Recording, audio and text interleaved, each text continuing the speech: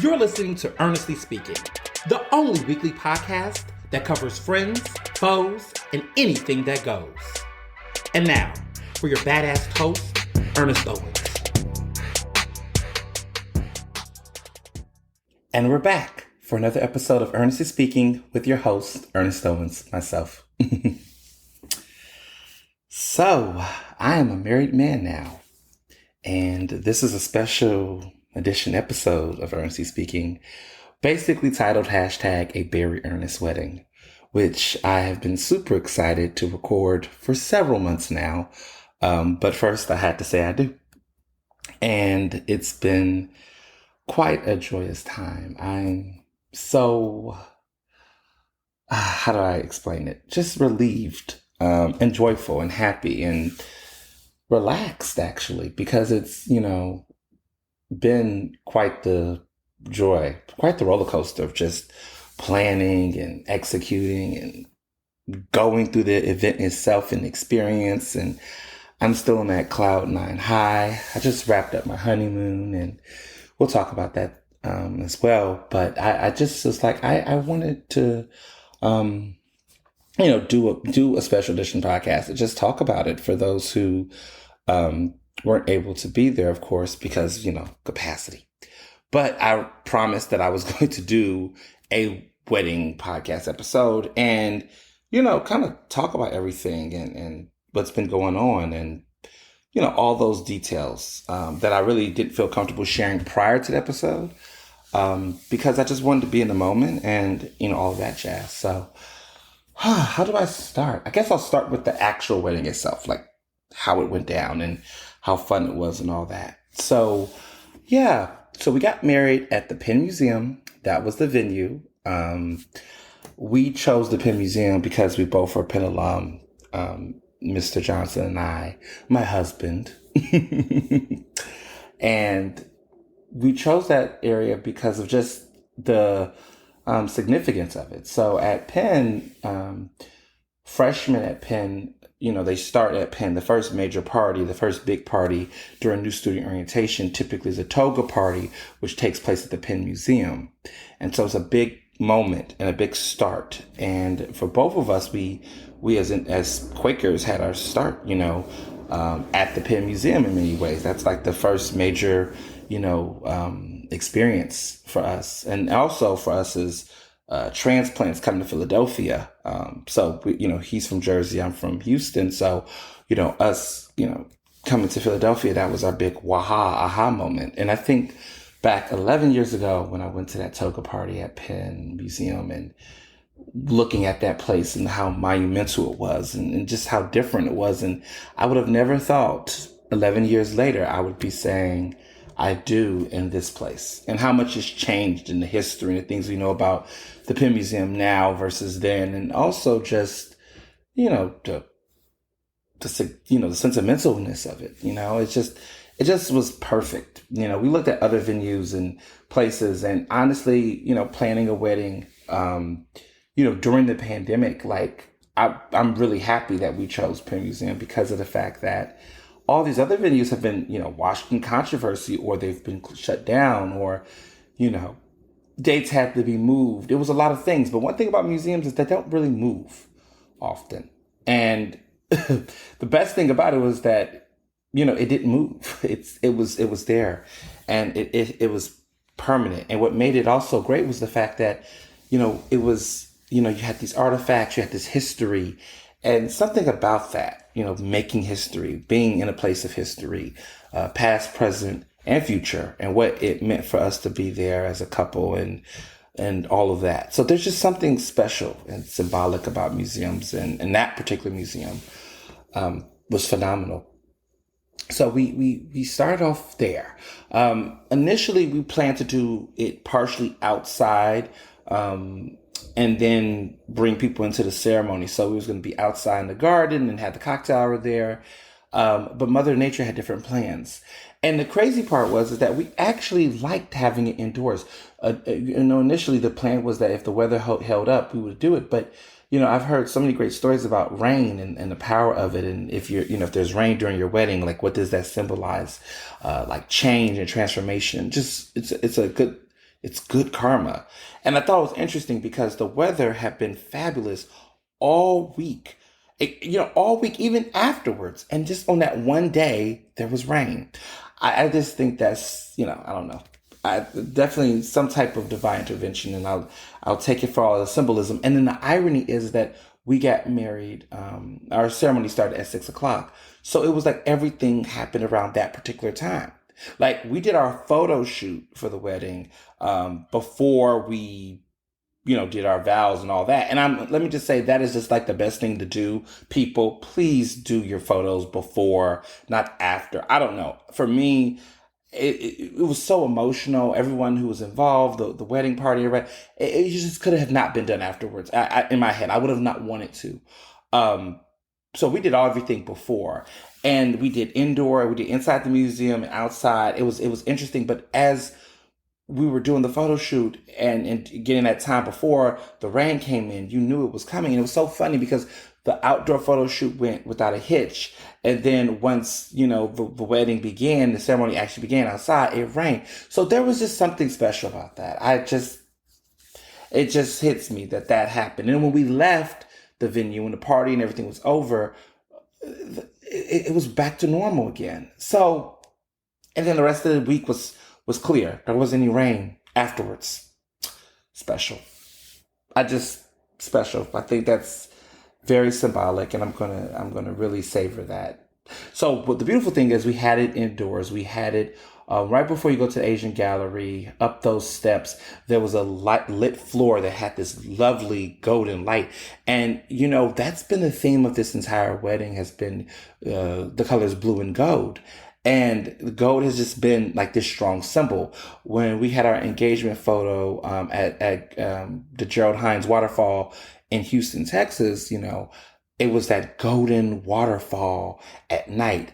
And then when you saw that, I would say iconic photo of us getting married, it was also that golden hue that also was there, that glowing gold, which was elevated from the lights on the floor. And then how it hit and touched the rest of the museum. It's divine. It's very divine. And oh my goodness, yeah. So the ceremony was perfect. It was perfect. People's phones did not go off. People came on time. We only had one person that didn't show. Everyone else showed. It was only one person who did not show, and they legit had a serious like family emergency, and it wasn't I'm just gonna ghost. No, it wasn't anything like that. So that was good. I mean, we had, when it was all said, 100 people, 110 people, so 99% perfect attendance. The other interesting part was that one person missed the ceremony who did come, but that was crazy because this was wild. So they were on their way, coming on time. Everything's supposed to be great. Doors opened at 5:30. People were there before 5:30, which the museum was planning for. Folks just wanted to make sure they came on time, and they did. They knew the assignment. So one of the people who were on their way, they took an Uber, which we recommended because, parking is a hot mess at Penn Museum. And it's just Uber. Plus there's going to be drinking and eating and all, drinking and stuff. So it's just smart to just get a car share. So what happened is that the Uber driver they were in the car with, that person had a warrant out for their arrest, and their license plate number got registered, got scanned or something by the police. This person gets arrested. She has to get out the car and get another ride, and that was a lot. I always wondered what would it be like to ride with a fugitive or a situation like that. Who would have thought? It's wild. And my mom wondering, like, damn, like I hope nothing like that ever happens to me. I'm knocking on my wooden table right now because But the crazy part is it happened like during the actual ceremony, so they couldn't make it in. They finally got to go once the ceremony was over, and they were so bummed by that. But they had a good time nonetheless. But those little things that happen, wow, like that's wild. So the ceremony itself, I guess we'll start there. our besties, Nina and Samantha, who we went to college with, they went to school my years. They sung All of Me, which is our wedding song by John Legend. And there's so much significance why we chose the song. For starters, it's a beautiful song. It's great lyrics. It's really a great song. And it's a number one hit. It was a number one hit. It came out in 2014, which was the year Barry and I became a couple. John Legend is a Penn alum. And John Legend sung the song during my commencement. He was our commencement speaker in 2014 when I graduated from Penn. And he sung the song there. So there's just, who would have thought, But something about the song was very loving, romantic. The lyrics just matched, I think, our relationship very well. And it was perfect. And they sung it better than him. Yep, I said it. I think their harmonies, the two of them, and how they rearranged the song vocally, it just had a different effect. It hit different. And maybe that's because, I was walking down that aisle. But I think a lot of people said that the way it was the way that they sung it, it was just a different emotional element that just woof. And in their vocals, just hitting those acoustics inside the museum, it was terrifying. And, the crazy thing about it was that with the wedding party was that we were hearing the music and everything starting and we were crying before we even walked in. And so I had my moment before I walked in. I kept myself together once, we did the vows and all of that. But woo, like that lineup, when we were like actually lining up and everyone was lining up, I was like, oh my goodness, ladies, we were there. We're so close. We had a huge a lot of women in our wedding party and a couple of guys, but it was a lot of women at our wedding party and everyone was dressed to the nines. I mean, we had, everyone was great. The guys all had Calvin Klein tuxes that came from Men's Warehouse. And the women most of them had Vera Wang navy blue gowns that was a part of the David's Bridal. They had the Vera Wang collection from the David Bridal's lineup. And everyone just executed their dresses well and looked good. Okay, they looked gorgeous. And hair and makeup was done. And it was a process. It was just, everybody had their hair cut. Everybody was looking good. We cleaned up nicely. So we start the ceremony, we go through the ceremony, and it was funny because we told people not to take cell phone pictures and things of the ceremony. Not that we didn't mind. Now, we had no videographer, but the fear I had was that if people had their cell phones, or whatever, that somebody's phone was going to go off and it was going to be a nightmare, which is why we didn't want phones at all. Well, of course, people don't listen. They still want their photos. They want to do what they want to do. But the thing is that that no phones went off. So the good thing is what I feared would happen didn't happen. I guess people really was on point of saying like, okay, if I'm going to have this out, this really needs to be, it can't be a phone going off or someone's getting strangled, which was good. No phone went off. So that was fine. It was a little nerve wracking in my head. I was like, oh my God, they got their phones out. Please don't have a stupid ringtone. Please don't I don't want to hear that stupid iPhone sound. Please, people. And they did. The ceremony itself went out with a hitch. Our wedding officiant was Michelle Fitzhugh Craig, who is a Black queer woman who came out. She was married and then she came out and got married again to a woman. She was first married to a man, had children, and then she came out later in her life. And there was just something symbolic about her spirituality and just her presence and her experience and just her connection to us. And I thought it was very important to have someone that was Black, but someone who's also queer that did, the ceremony. We both was big on that because, normally it'll be some judge or something like that. And there's nothing wrong with that. But it was something important about having it be more there. And her readings were phenomenal. My friend Erin Haynes, who's also an incredible journalist, she did a reading from Obergefell and Hodges, which was the 2015, Supreme Court decision, which was nice. And just also kind of put some things in context. Not that it mattered what we were going to do. We were going to get married regardless. But just the nature of explaining to people, to some folks that like this type of union being the law of the land was like 6 years ago. I mean, in 2014, Barry and I was a couple, but we weren't given, federal protections if we decided to get married that year. That wasn't until 2015. And so the symbolism behind that was definitely stood out. And it was definitely a very good moment. So that's great. And something that it's, touching, and a lot, and really felt good. You know what I'm saying? I just thinking about it, and thinking about everything, that's going on. And I just, it's, yeah, that just hit me in so many different ways, just thinking about how far we all have come. The relationship, but just people and society to some extent. There's still things that needs to be done. We need to still pass the Equality Act because in certain parts of this country, I'm privileged to be in a city that has protections for LGBTQI people, just like everyone else, right?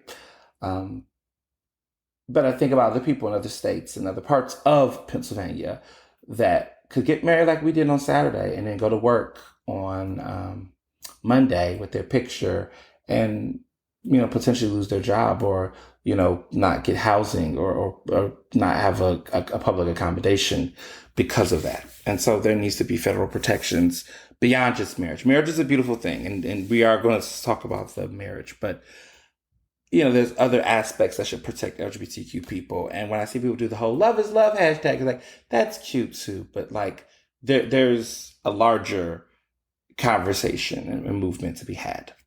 But we'll talk about that and continue talking about that on this podcast. But back to the wedding. So,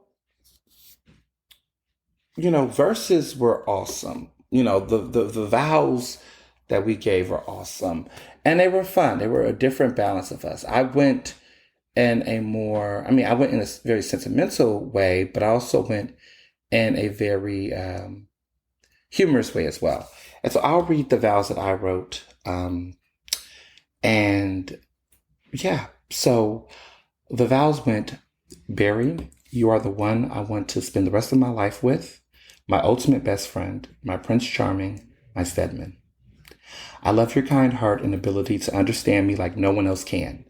You are consistent and loyal, and one nod of approval from you affirms my whole day.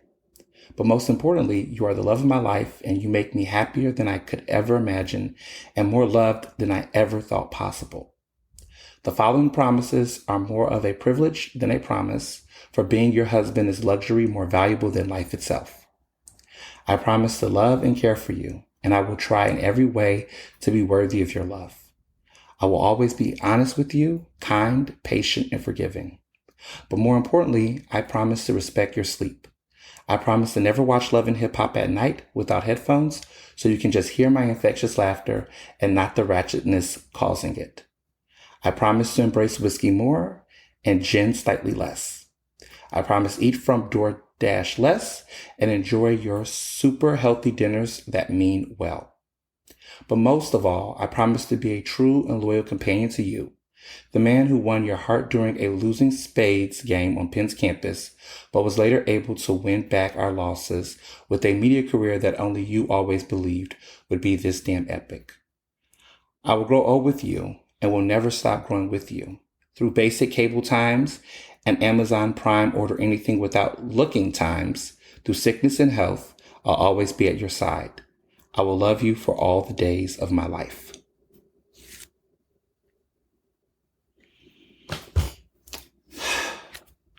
So such nice vows. I had wrote them the morning of I was wrapping my head around how I wanted to frame it, how I wanted to write it, and it all clicked to me finally the day of. So I wrote it early that morning and then sent it to my day of coordinator, who printed it out and had it ready for me. And he gave very great vows as well. His were definitely less humorous than mine's, very reflective and romantic, and just, it was perfect. It was perfect. Um, and then afterwards, we kissed, and then we did a jumping of the broom. And it was a beautiful broom that was designed by Love House, who did all of our like decorations, like utensils and typography and all those cool little details. They did that. And it was a beautiful, beautiful, beautiful production. So we jumped the broom, which is an African symbol that has been passed through history around slavery and through Black, traditions, and it's a symbol. And I could go on and on about the history of the broom. The wedding officiant told the story about what the broom symbolized, and we jumped it, and it was great. It was great. And then we jumped the broom, and then we walked on through. And it was magical. It was perfection. And yeah. So once we finished, this is an important part because now we're going into the cocktail hour. So the cocktail hour was downstairs in the Sphinx Gallery, which was beautiful. They had the big, huge Sphinx. And for whatever reason, something in my head, in my dreams, kept telling me we was going to be where the Sphinx was.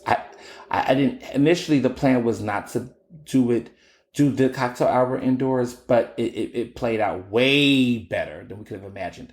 Like, I'm happy we had the whole museum. I'm happy that we used all of the museum. I mean, the exhibits and the space. We didn't, just do it outside. There was some power. Everything just worked out with a hitch. It was better than we could have imagined. It was phenomenal. So the cocktail hour happens, and the thing that we did, and I think every couple should do this. I highly recommend it. Before you go to your cocktail hour, take some time before you just go right to the cocktail hour. Everybody else was going downstairs doing their thing. We were taken to a private section of the museum, and it was just us and a table, and our coordinator brought out hors d'oeuvres. We had all the hors d'oeuvres. We had some cocktails. We had some sparkling water. We had all the little drinks, and we was able to just sit in quiet and peace and just be with ourselves and censor ourselves and eat our food and just be by ourselves and breathe and have that intimacy. And we did that for like 20 minutes. I think it was like 20 minutes, just nibbled and talked and just took a breather and just was to ourselves, because we knew once we hit that floor, it was going to be pandemonium, as it was going to be. Like, we knew it was going to be everybody going to run up and want to talk, and they just, people just are just, and it's, people just can't help themselves, because they're so excited and jittery, and I get it. But it was good that we took that time apart, because people just are not going to, naturally they say they are, but they just won't respect it. And so it was very good that I was able to I was just happy I was able to sit somewhere and just eat and process and just, sip in silence and breathe and let my, my tucks button out and everything. It's just to breathe and take in the moment and have that time. So we had about a good 20 minutes just to relax, and went to the bathroom and, everything. We just had that time to just like be to ourselves for a moment, because we knew for the rest of the night, for the most part, we were going to be, doing our thing. But we just really want to have that. And I recommend it. I initially was like, oh, we don't need that. We're just going to go straight to the party. But it was like, no, it is heavy. And it was just great to have it. Once we went downstairs, I'm so happy we did, because we wasn't going to wait in those lines. We wasn't going to have time to actually eat in peace. It just wasn't going to happen. And so when we went downstairs, had some food in our stomachs and had some sips, we was feeling good. We just turned into a photo shoot. We turned the cocktail hour for us into a meet and greet situation, where there was a huge line that formed, and we basically took pictures with everybody at the wedding. I did it, y'all. my goal that I wanted to take photos with it worked. So it was perfect. The museum had a setup. So there's a couple of steps up and there's the sinks. We took all of our photos with every couple up on the sink. So basically what would happen is you will come up, we'll say, hey, what's up? Take our picture. Got to keep it moving. And of course, there's people that want to talk. I'm like, you don't see this line? But like, people would come up, they would smile, we'd say, hey, thank you for coming. We took our picture. Okay, next. And we just went through. We just did that. We just went through. And we felt good because while everybody was getting appetizers and drinks and stuff, we didn't even have to worry because we already had our food. We had enough of it. We were just able to just enjoy just this moment to see everybody and get that FaceTime and get our photo on and everything. And I tell you, it was so worth it doing it that way. I just can't tell you that because like when you look at the hashtag, if you put the hashtag on Instagram, which is like the best spot, put in hashtag a Barry Ernest wedding on Instagram. Instagram, we have a whole tier of over 100 or something images, videos, and things of the wedding. And what I love the most is seeing everyone's photo galleries. Like they're doing their own pictures and everything, but we're in photos with everybody. Everybody was tagging us to their photos. Everybody was able to have those moments because I just love them just to have too. Like I want to be able to, when birthdays come up or things come up, you always want to have new pictures with friends and family and things. So it was just so great that we was able to do that together like that. That was just, words can't explain. It was fabulous. So everybody came through, did their rounds, made their rounds, got their photo. And then we went straight into speeches, which was given by my lovely maid of honor, Amanda Parks, soon to be Dr. Parks very soon. She had her dissertation during wedding birthday week, and I was able to get up in the morning and see her defend her dissertation, which was incredible. Some of you all probably saw the Instagram plug through where, she's doing a lot of work on just child psychology and Black youth and really applying critical race theory and dismantling other research methods that don't factor in race when it comes to psychology. So it's great. It's a lot of great work. And she been, just juggling all of that while also being by my side to plan the wedding was just incredible. So she gave a lovely speech. My man of honor, Jamarcus Henderson, gave an incredible speech as well. My mother gave a wonderful speech, which, really, really just, slayed. And she just looked fabulous. I mean, she's just gorgeous all across the board. Then Barry's maid of honor, Katrina Lewis, who's engaged. So we're excited about that. She's also getting married. We're married now, but she's getting married, and I look forward to going to her wedding. I look forward to, as a married person now, I look forward to going to everybody else's weddings. Not to compare and contrast, absolutely not, because you can't compare where you don't, you can't compete where you don't compare, right? That just doesn't make sense. But I just love to just go now. I think I'm now because I saw as I know the wedding was fabulous, but like I just want to say that my wedding was so dope that I would have wanted to go to it as a guest. I feel like all of the guests had a good time. Like all of the guests had fun. Like I want to go to a wedding where I can have fun. And I've been to some weddings where I've had fun. My goodies, Kenji and Tiffany had a boat wedding around the Hudson. Bjorn and Rachel, another good group of friends of ours, had their wedding on a Mushaloo, and that was fun. I've only been to like two weddings that was outside of my family, and those were the two. And like, it's fun to go to weddings as a guest. All you have to do is give a really great gift and have fun. And that's what we did. We went and had fun and gave gifts. And it was just super dope. So I truly enjoyed seeing other people enjoy themselves. So yes, Katrina gave a lovely speech. And then Barry's man of honor, Abel McDaniels, also a touching speech because he was our roommates. So Abel was first my roommate, and then he became Barry's roommate because it was cross years between us because Barry and I are a couple years apart. So, it was fun to see both of them there and everything. And also him sharing how he got to connect with us individually in such a unique way, which was fabulous. So yeah, the food was great. So what we have appetizers, we had crab cake, which we had the real crab cake, just nothing but lump crab meat, not the breading and all that. We had this delicious duck confit appetizer, which was phenomenal. We had also stuff for the vegans, love vegans, of course. We had to show love. Shout out to my girl Raquel. We had a plantain chip with this lovely cilantro and black bean dip or something. It was phenomenal. I mean, the vegan dishes were great. And then we had a bunch of other stuff flowing around and drinks. Our signature cocktail was a bee's knees, which we love, which had the blue coat gin, had had the honey, had the lemon. It was sweet. And it was just perfect. Yeah, that was our signature cocktail, the bee's knees, which was phenomenal. And again, I love gin. So the cocktail hour went off without a hitch. We had the cheers, the speeches. Everyone got a photo. Now let's get into the reception. Reception blew my mind. Y'all get flowers. I know flowers are expensive, but god damn it, those flowers were gorgeous. They were gorgeous. I cannot thank Gabriella enough from Nature's Gallery florist. I was very hesitant, I was like, oh my God, a flower's gonna be great.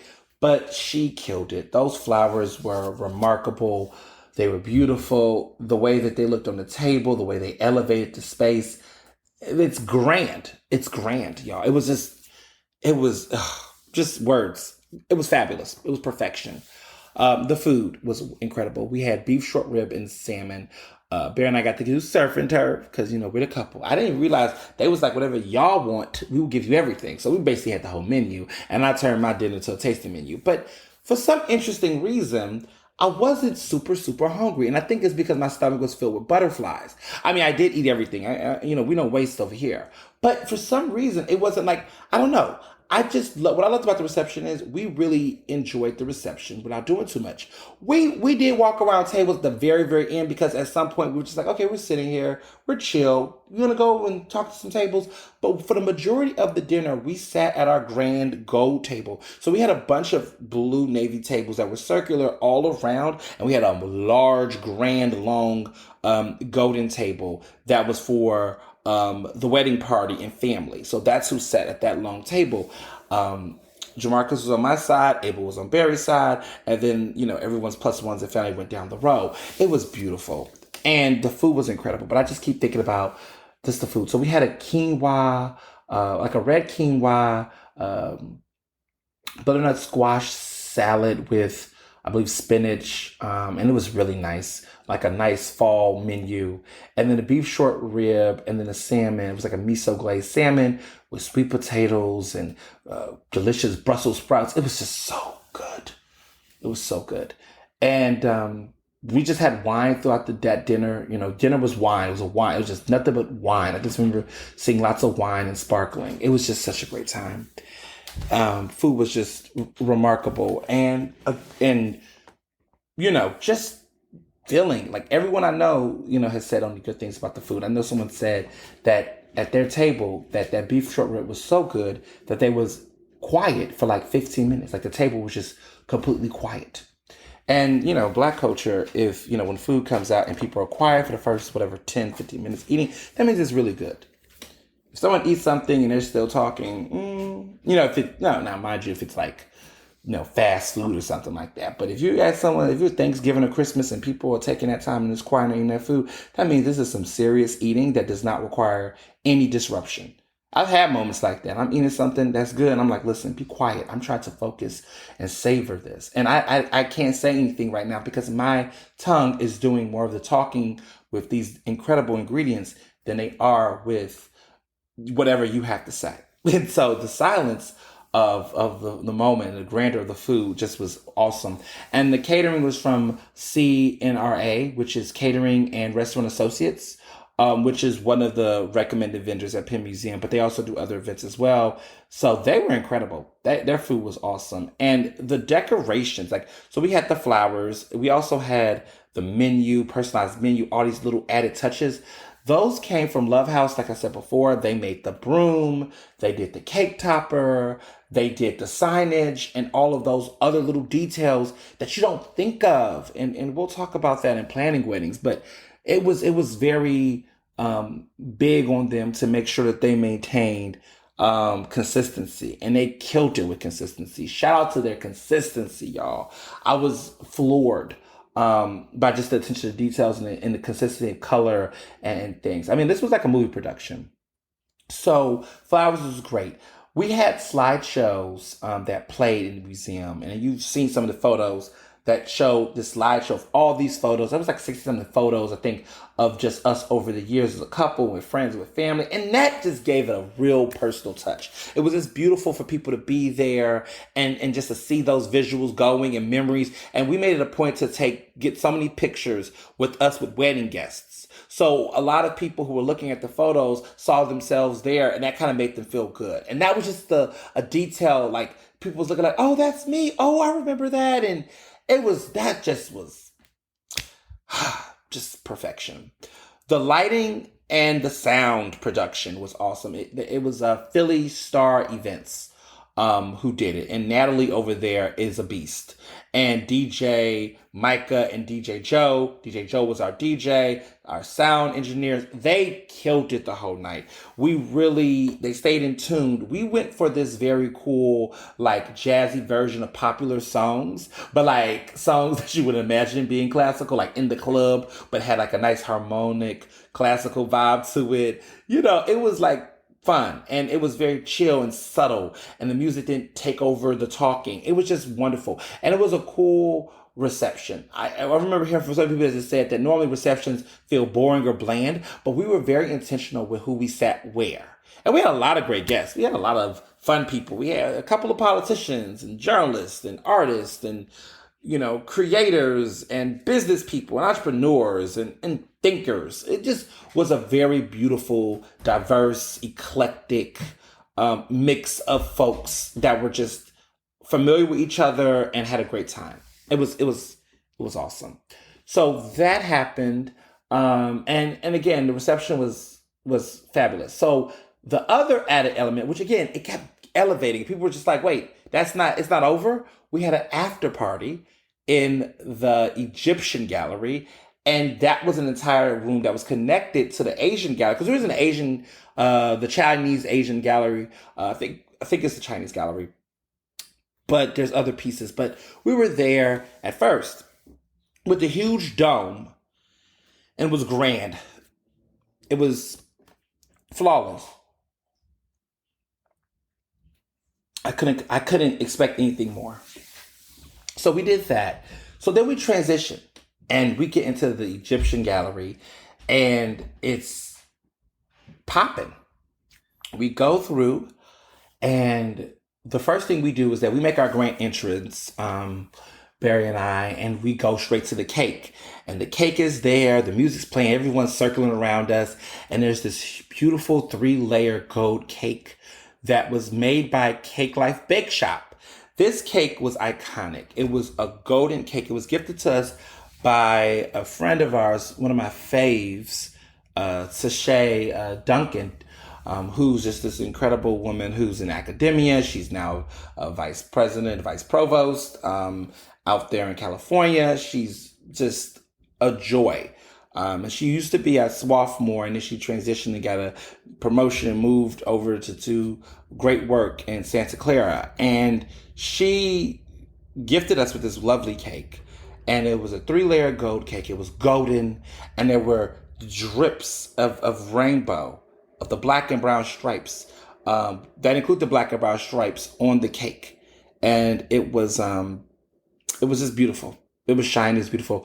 And the owner of Cake Life Bake Shop is a transgender man. And I thought it was something important about having a member of the community, a trans person involved in the wedding in some type of, momentous way. And so to have and support someone of color, someone who is making such a cake like this, and what it represents and signifies, the history of wedding cakes, the history of queer wedding cakes, the history of gay weddings and cakes specifically, it was intentional. That was very intentional to me. From the moment that I met him, the baker, I knew years ago. I interviewed him for a piece I did when I was the LGBTQ editor of Philly Mag about his work. And then in my mind was like, this man is going to make my wedding cake. I mean, let's be clear. He's made Beyonce's birthday cake several times because her birthday is like September 4th, and that is around Labor Day weekend, which is Made in America weekend. So Beyonce's always have come to Cake Life Bake Shop and have gotten her cakes made by him for her birthday. So this man comes highly recommended. Cake Life Bake Shop, please check them out. They make not only cakes, but tarts and sweets and other desserts, and they're fabulous. They're incredible people, and there's just a lot of great people there. Lily and just everyone over there are just masterminds and visionaries and geniuses that do great work. So the cake was them. We cut the cake. We had the top layer. We took a bite off and had a good time. It was sweet, and there were other desserts. We didn't let the guests eat the cake because the cake is too beautiful. It was like, y'all gonna see this cake, y'all take pictures of this cake, and then the cake is gonna go away. But the cool part was that we had a big old dessert garden and gallery, so we had all kind of crazy sweet treats and adorable parts and bits, all from the same catering company, of course. And we had an open bar, and we had the specialty cocktail, and we had everything else. The open bar was popping. It was lit. We had a beautiful photo booth, a celebrity photo booth. My man, Charles Gregory over there I want to say that's the best damn photo booth. Okay, we didn't do the 360 because we were really big on having just gifts and photos. 360s are fun, but I feel like sometimes, I don't know, people get so caught up in doing one of those that they don't enjoy the simplicity of it. And let me tell you why we chose specifically to do the photos. We did gifts too. People did gifts, but mostly photos because we had a scrapbook. And I was so happy people did this. So basically what the scrapbook is that people will print out photos. They could, take pictures with themselves and whatnot. And then there was like tape, and you attach the photo to the scrapbook, and then you write some note that you want to give to us. And it was so wonderful opening that scrapbook and seeing all these pictures of everyone and them writing these lovely notes and stuff. It was just touching. So that was also like a bonus like moment and gift. Now to the music and the dancing. We curated our wedding playlist. It was very important to us that we didn't want to wake up and be like, what the hell? Why is R. Kelly on? Like, it was wonderful. Barry and I created an incredible list that really just had all the bangers. I mean, it was so funny because I told the DJ, I was like, this is a set list, so tell people not to make requests. The funny thing is that the requests that people were making, most of I think he said all of the songs that people were requesting were already in the queue. Because I know, like, all of our friends, we all dance to the same music. We all love the same songs. We went to college in that era where there was a lot of that trap and twerk, and it was, listen, we turned up, we turned out. I mean, we played all the classics. You got to have Back That Ass Up. You got to have that. You got to have My Neck, My Back by Kaya. You can't just not have, the songs. You got to have the songs. Sitting Sideways. We had a nice little Houston little mix in there. We had the New Orleans bounce. We did not leave any stone turned. Okay? So one of the coolest things that happened, two moments that just sticks with me, is that Single Ladies came on, and my, of course, esteemed man of honor, Jamarcus, and I did the entire dance together. We was missing a third person because, in the videos it's three, but we didn't need a third person. And that was a moment because we always joked, like, if one of us got married, we would do Single Ladies, and we had a ring on, somebody had a ring on, we would do the dance. And we did. And listen, he probably would say this himself. He slightly ripped his pants during the dancing. Listen, we was a little too buck in them tucks, but he's fine. Everything's all good. But listen, we was no spring chickens. And we was like, this has been a minute since we done this dance. This song came out in 2008. It's been a minute since we was doing that choreo, but we made it happen and we made it work. And we put on a show. So many people had captured that moment. If you go again through the Instagrams and see the videos, there's plenty of videos because Mr. Huey Dillon was on it. Okay, Mr. Philly Chit Chat made sure he had the chit chat. I was like, wow, that's me lifting that leg, thrusting those hips, giving you all body and distinction. Wow. So yes.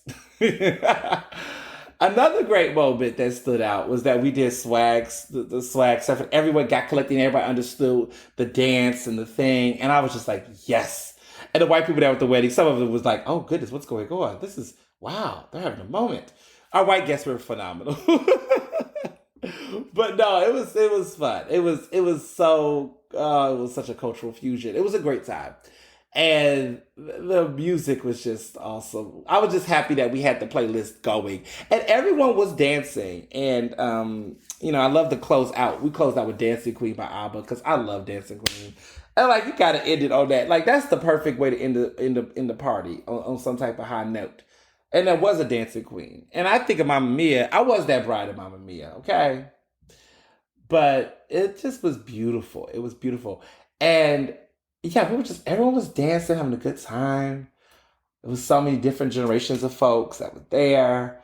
It was so lovely, man. It was at the end, when people were leaving, we had swag bags, which was a great touch. The swag bags had water, pretzels, fruit snacks. There was also a makeup pads, like those little cleaners that if you could take off your makeup with it. There was Advil, or I think it was Advil in there, and also like hydration powder that's in there to give you hydration. So we was making sure people didn't have hangovers, and that was epic. What else? What else? That I could think of. Oh, so there was an after party. So our host hotel that we had our wedding party at was the Le Meridian downtown in Center City, which is an interesting hotel for so many reasons.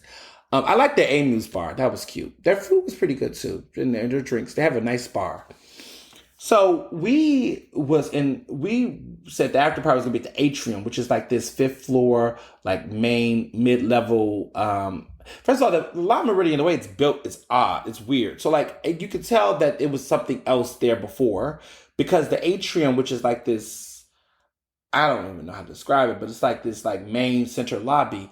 It's elevated like from the floor. So like all of the floors have their own individual spaces, but there's like one huge ceiling and roof. So you could look down and everyone's down and you could hear the echoes and the sounds, and the windows are all facing there. It's really weird. But it's interesting. So that's what it's called. It's called the atrium.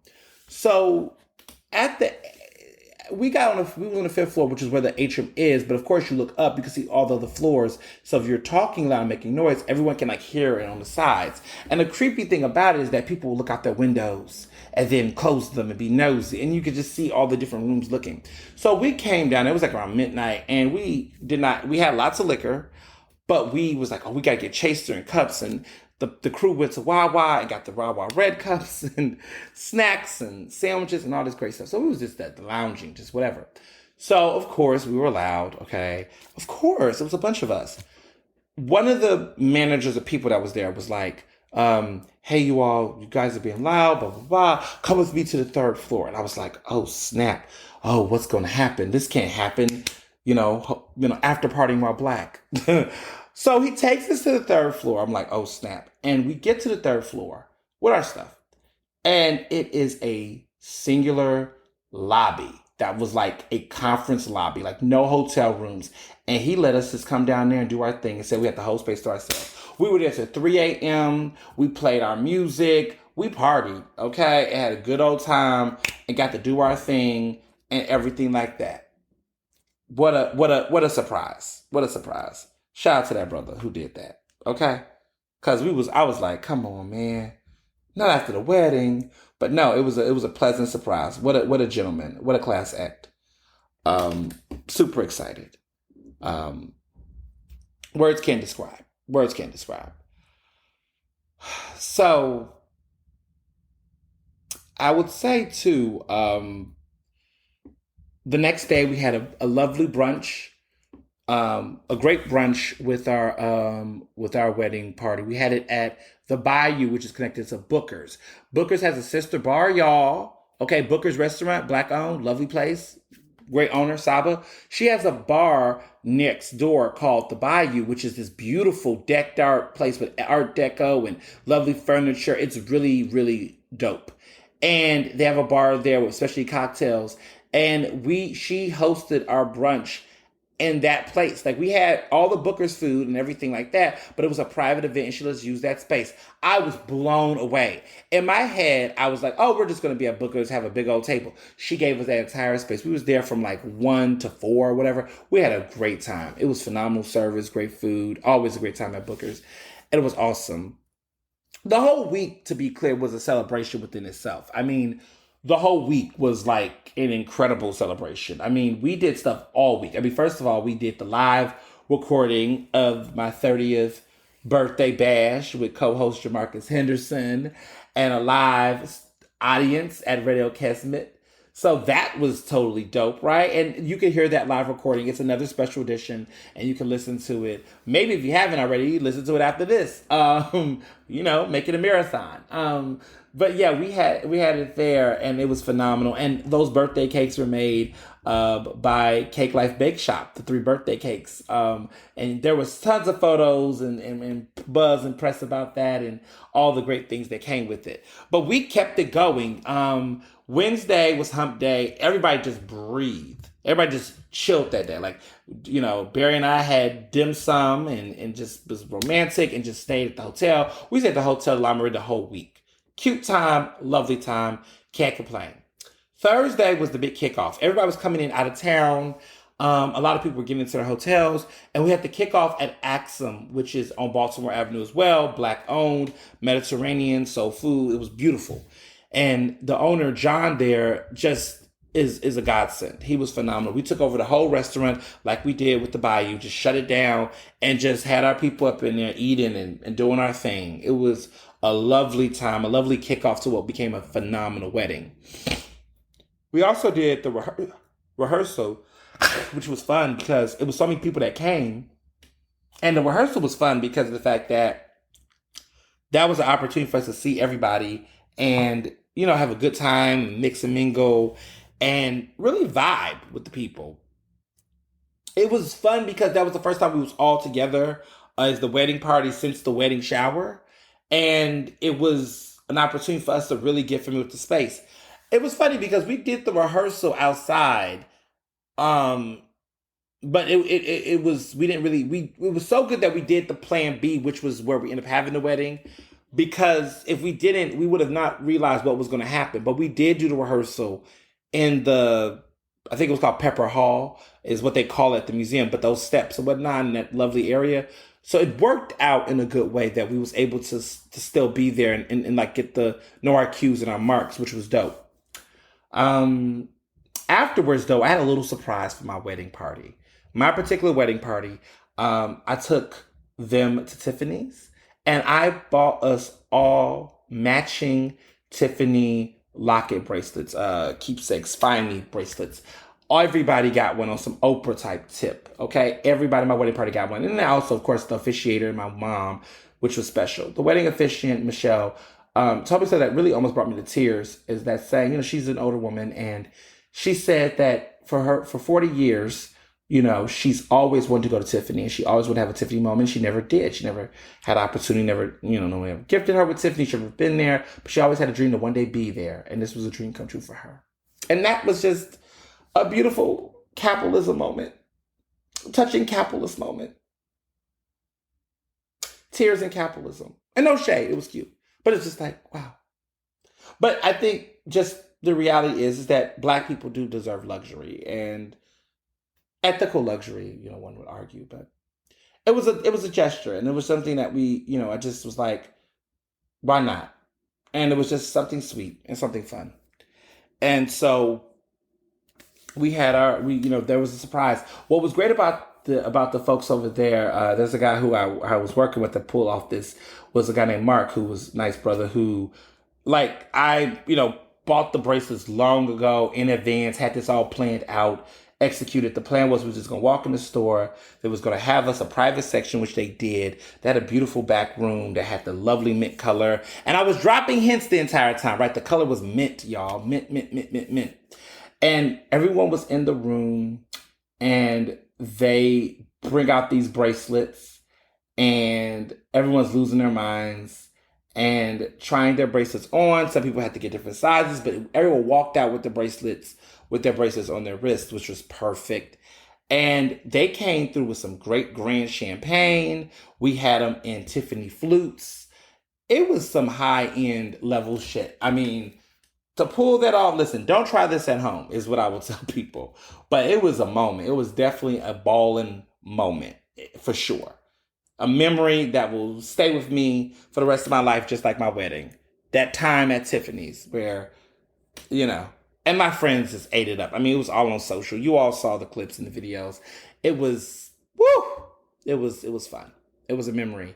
And the great part was we all came with those bracelets on to the rehearsal dinner, the recital dinner. It was at Giorgio Pine, which y'all know I love, okay? Giorgio Pine never misses. It was incredible Italian. It was BYOB. We drank till we dropped. We ate till we couldn't. I mean, it was fabulous food. And it was just everything warming up to what was going to be this momentous occasion.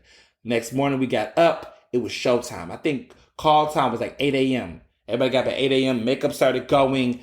Tennessee Makeup Bar in Jersey. Phenomenal. Did all the makeup. Okay. Some of the girls got their hair curled that day. Everybody was hitting their marks on schedule. I was worried. I was like, is it going to be enough time? They worked their ass out. He had his other assistant there who helped with makeup and hair and all that jazz. It was phenomenal. They came in. Miss L Beauty, honey, came in too and slayed these faces. I didn't think, I mean, like, Tennessee, the designer, and he spells it Tinisee.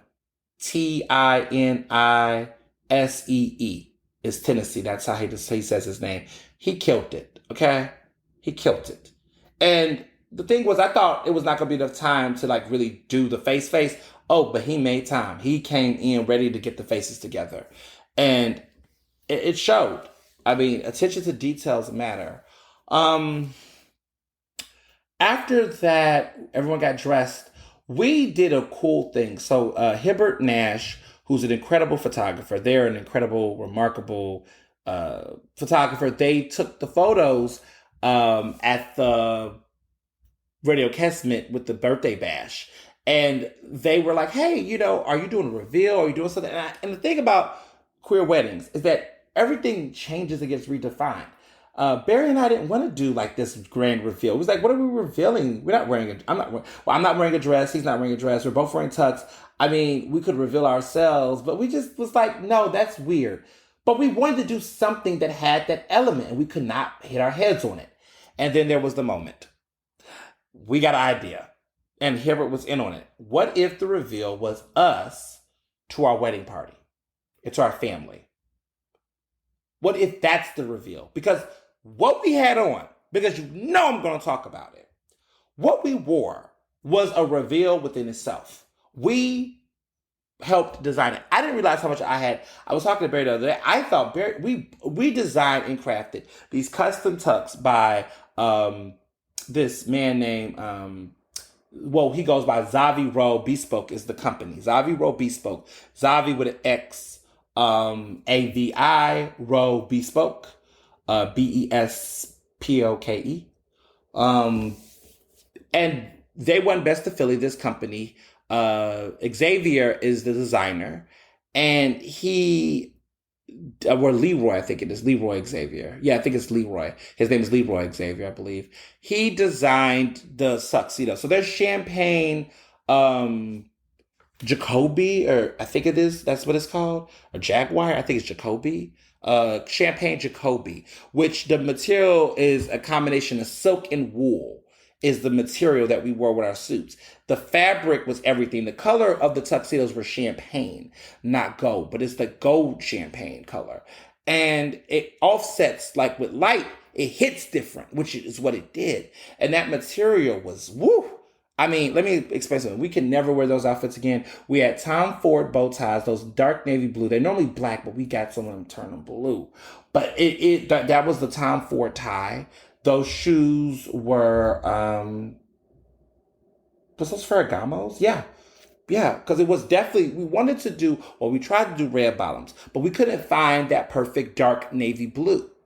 And so we had to get a shoe that matched. And that's the thing with fancy shoes, y'all. sometimes you try to go for the most simple look or something that gives it elevation, and a lot of these shoe companies don't have it. We couldn't find. I mean, Barry has big ass feet, and so I think he's a 12. I think he's a 12. I'm about a 10. I'm a 10. He's a 12.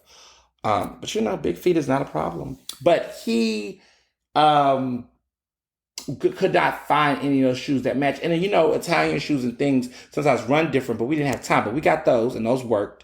We could have get Louboutins. I was able to get a pair of Louboutins. And I wore those, as you all know, at the 30th birthday bash. But for Mr. Johnson, and to get a nice, solid, dark navy shoe that stood out, that was hard. But Ferragamo had us, okay? So the shoes were there. What else? The shirt was custom made. The tux was custom made by Zavi Rowe. Leroy, Xavier killed it. A master designer. Black man owns this company, local. Again, I cannot speak enough about those tucks. Those are custom.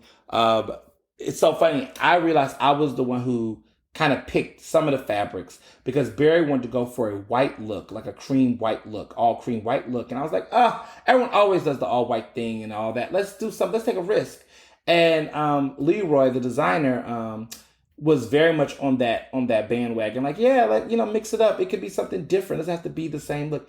And this is what came of it. And it was a hit. It was a hit. A good friend of mine, Brittany, said that she just said the photo she took with us with it didn't do it justice because of the material itself. It's something you really have to see and feel yourself. Or if you get a camera, can look at it. But it was just perfection. And she said, as I said, those should go in a museum somewhere, fashion museum. Who knows? We're going to definitely preserve it at home. But I don't think I'm ever wearing any of it again. I really want to wear the shoes again. I don't know, y'all. I might wear them shoes again. But I'm not wearing the bow tie, the tux, the shirt. All of that is just going to be preserved. I mean, I'm probably not going to wear the shoes again either, y'all. Ooh, love those shoes. Maybe we can make a rule. Bear and I will say, look, we can wear the shoes at our anniversary every year. When we go out to dinner, we can wear the shoes for our anniversary to have that memory. But outside of that, we can't wear the shoes. And so the cufflinks too, like everything is just going to be preserved. We had these beautiful gold, sparkling champagne gold cufflinks too. It was that outfit. That's the best dressed I've ever been in my entire life. Yeah. I've never looked that good in a tux. I dressed up. I cleaned up nice. But that was, listen, let me just say this. Custom is all the way to go. I might have to, look, I'm coming into a little money now, a little something. Might need to go ahead and invest in some custom suits, like some custom suits. Just, not necessarily wedding material, but just some custom. Because I will tell you, the way it fit my body like a glove, honey, okay? It fit. It fit. It looked good. I didn't have to look down, move up, squeeze. It just was like costume material. It was so easy to put that outfit on, y'all. I just, it looked like it was a lot of drama. The drama was all in the design, not the actual upkeep, man. It was easy to put it on. We didn't even have to wear belts. The way it was designed was there was no belts, but that's typical for tux anyway. But just the details, man. It was just no words. He earned every single penny. Highly recommended. Highly recommended. So we made the reveal by coming out to our party together in our outfits, and everyone was stunned and shocked. We kept it a secret. No one saw it before. No one saw those suits but us. So when we came out together, everybody's mouth dropped because no one had seen the design. So that was the cool part about it. No one saw it. And it was such a break knockout outfit that when we walked up, it was just like everyone was like making noise and shook and looking at us and taking pictures. And so Hibbert Nash, the photographer, took those first reveal photos. And we had 3 different photographers. And that was a big thing. We had a photographer who did the first reveal to the family and friends. So those are the photos you all are seeing. Then we had Derek Dean from Derek Dean Photography. He did all of the massive, portrait type stuff. So he did all the pre-wedding photography, pre-ceremony photography. So he did all of the family photos. So we all moved around different times, did different takes. let me just say that photo shoots, no matter how organized you are, it is time consuming, but it was worth it because we had that time built in.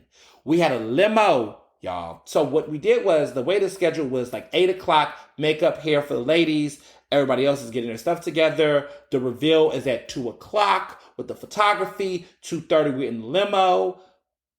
3 o'clock, we at the museum. From 3 to 5, the photo shoot. From 5 to 6, we're in the green room, chilling, relaxing. We had snacks. We was, some people was doing touch-ups on their makeup. We was using our colognes. And then 6 o'clock, we assembled and the ceremony began. And that's how it went. That was the run of show. 6 to 6:30 was the ceremony. 6:30 to 7:30 was a cocktail hour. 7:30 to 9 was a reception, the dinner. And then from 9 to 11 was the party. And after that, that was it. That was our run of show for our wedding. We were very big on that. So, yeah, that reveal was everything. And that was the wedding. Everybody just knew their cues. Everybody was just on point. It felt like a movie. I felt like Beyonce in Homecoming, the way she talked about how much she wanted to go through the runs and how intentional she was about putting that together when she did that historic performance at Coachella. I thought about it. It was like our Baychella as a couple, not Bay as in B-A-B-E-Y, not Beachella. It was Baychella, B-A-E, but couple. It was Weddingchella, basically. And it was epic from the beginning. And I wanted to take some time because I know a lot of people have asked for me to give tips about weddings, proposals, all that kind of stuff. I mean, like really just planning a wedding. And so many of my friends are getting married, coming up very soon. And a lot of people are getting engaged during the pandemic, and people have been asking for a long time, what were your tips? What's your thoughts? Now that it is over, I could share. But before I share, I want to say something real quick about this honeymoon. This honeymoon was fabulous. We did a little mini staycation because we're not like crazy vacation people.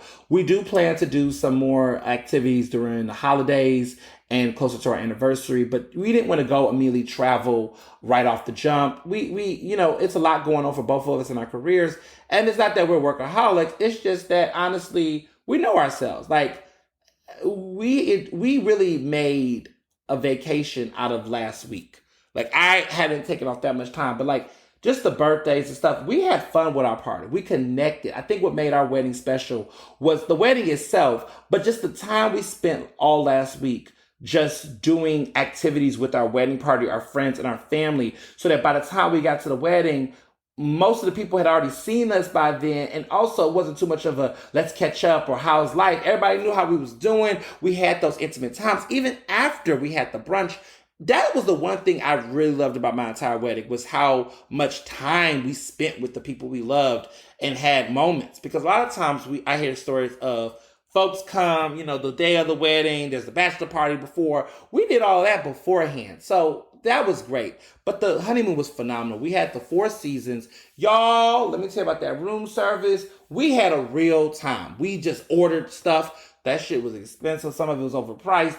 But listen, it was just rich shit. Like, I will never pay $32 for 12 wings probably again. I will probably never pay $46 for scrambled eggs and potatoes again. But it was Four Seasons and that indoor room service. They came out with the tables each time. We was just ball out of control. It was wild. Okay? Listen, what we spent at that honeymoon for those, I think 3 nights or whatever we spent there, that was enough for a whole week somewhere in some other country. We just was wild. But what was great about the staycation situation was that we literally stayed in that hotel. We did everything in that hotel. Everything. And we had the views and the dining and the night views and all of that. It was glamour. It was luxurious. It was fabulous. But to really top it off, y'all, was the night spa package. I shared the links. I've been sharing it. I highly recommend you all take advantage of that. Get the night spa. Get it. That is really what makes Four Seasons, in my opinion, the romantic destination, if that's what you're trying to do. If you don't do it with the night spa, it's like, I'm not trying to sell y'all anything. I'm just keeping it 100. It's like you're missing something. If we didn't do that night spa, the whole honeymoon element of that would have just been like, that night spa is the truth. We had the whole night. I think it started for us at 10:30. We was there from 10:30 to 1:30. They start you off with this massage, this 1 hour massage. It was all black team, which was beautiful. They gave us massage with crystals and all of this lovely stuff. We did a love poem and everything like that. And then afterwards, they gave us our own lockers and showers and bathrooms. Like, we basically had the whole spa shut down. It was hours for the whole night. When we got back after the massages, there was a bottle of champagne, chocolate covered strawberries, macaroons, and other cool, dope things. And there were roses all over with the candles lit the whole time. The ambiance was incredible. And we had the pool, which was a nice, warm, relaxing, chill pool that overlooked the entire view. It was the highest peak. It was cloud nine. It was romantic. It was just everything. And we had this lovely view in this pool, and there was roses and love, and oh, it was so magical. And then once it was over, we got customary robes with our initials on them. Y'all, it was crazy. And then we got a dozen of fresh red roses.